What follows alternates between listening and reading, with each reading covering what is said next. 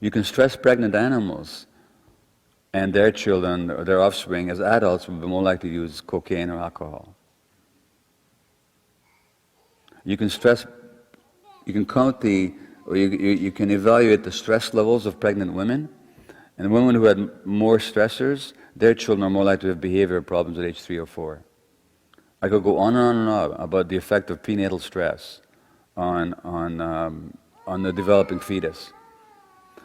Because the point is that human beings are shaped by the environment as soon as they have an environment. And we have an environment as soon as we're implanted in the womb. So what happens to the mom emotionally is not just an emotional, psychological effect, these are physiological effects. If women are stressed, there are higher levels of cortisol in their placenta. And that's why all the twin studies telling you about genetics are so useless. Because the assumption in these twin studies is that if you take identical twins who have the same genes, and you separate them at birth, and you put them in different environments, then whatever they have in common has to be genetic. Because their environments were different. And whatever is different about them has to be environmental, because they share the same genes. Well, you see what the assumption ignores is that those twins spent 9 months in the same uterus. And any woman who's going to give up a baby for adoption is by definition a stressed woman. That's why she has to give up the baby. She's a single mom, or addicted, or an abused mom, or a teenage mom, or a poor mom, but she's very stressed. So for 9 months, that's affecting those twins. Don't tell me that those twins didn't share the same environment. There's thousands of research papers now showing the impact of and a number of really fine books about it, showing the impact of the prenatal environment on the developing human being. And then, of course, these twins are separated from the mothers at birth. And we have this crazy idea that kids don't remember that. Well, the heck they don't.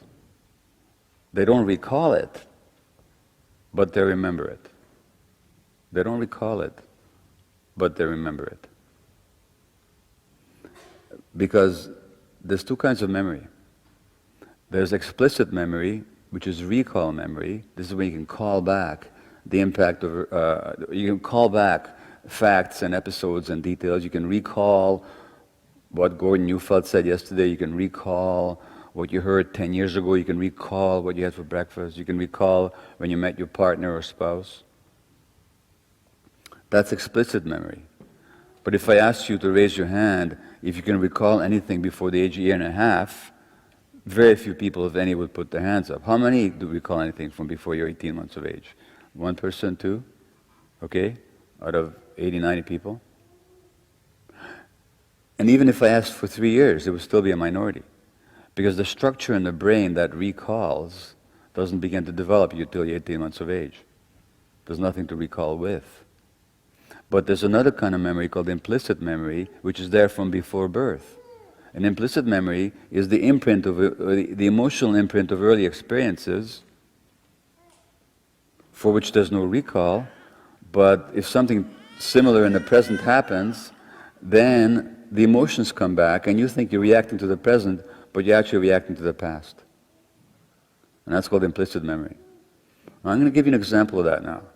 John Lennon, the Beatle, who's a cocaine addict, by the way, till the end of his life, and probably had ADHD as a kid, if I read his life history properly. After the Beatles broke up, he underwent therapy with a California-based therapist called Arthur Janov, who was a leader in this form of therapy called primal scream. So Lennon, who was a very messed up, depressed, morose, troubled, talented, sensitive, addicted individual, had therapy with Janov, and then when his first solo album came up, he wrote a song called Mother. Now, John Lennon's history is that his father left him before he was born or shortly thereafter, and his mother left him too when he was very small. And he was brought up by an aunt. And then the mother comes back into his life, and as an adolescent, and he starts to reconnect with his mom, and then she dies in a car accident close to their home. So loss upon loss. So then he writes a song called Mother, which begins, Mother, you had me, but I never had you.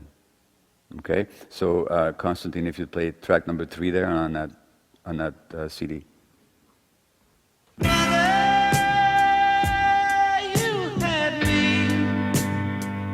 But I never had you.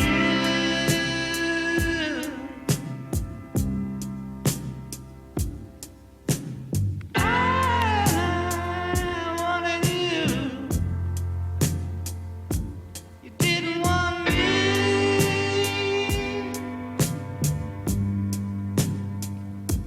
So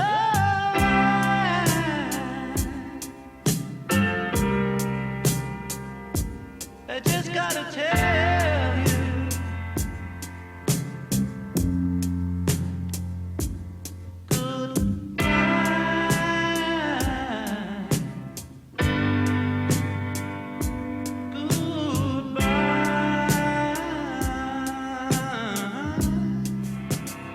Now, I'll play another song now, just a bit of it, a song that you've heard before. This is a song that McCartney and Lennon wrote 10 years earlier. One track was missing from one of their early albums. They had to finish it. They wrote the song. It sounds like a typical boy loses girl rock and roll wail. But now that you know his story and you've heard this later song, what do you hear in this earlier song, okay? So track number 4 now, Constantine.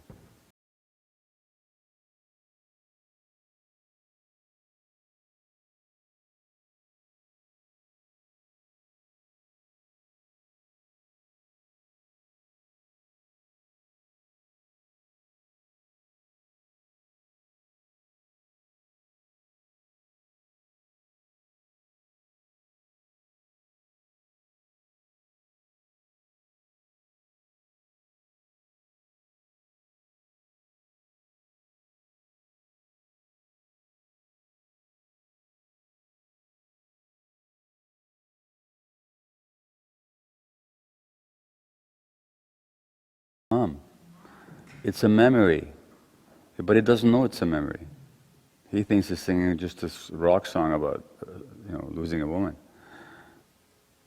But that sense of loss and abandonment, that's his memory.